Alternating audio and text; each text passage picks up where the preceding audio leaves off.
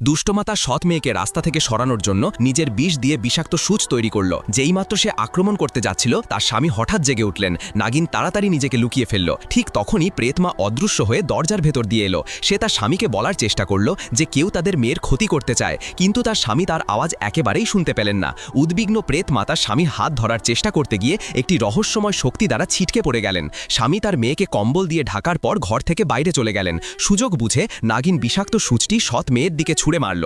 ঠিক তখনই প্রেতমা নিজের শক্তির সাহায্যে বিষাক্ত সূচটিকে অন্যদিকে ঘুরিয়ে দিলেন। ফলস্বরূপ বিষাক্ত সূচ একটি আপেলের মধ্যে ঢুকে গেল এবং আপেলটি সঙ্গে সঙ্গে নীল হয়ে গেল। তাই দুষ্টমা আবার আক্রমণ করার জন্য আরও একটি বিষাক্ত সূচ তৈরি করল।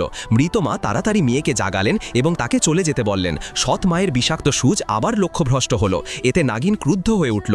এই সময় মেয়েটি বাইরে দৌড়ে গেল এবং তার সৎ মাকে জানালার পাশে দাঁড়িয়ে থাকতে দেখল। প্রেতমা মেয়েটিকে বললেন যে সে যেন তাড়াতাড়ি তার বাবার কাছে যায়।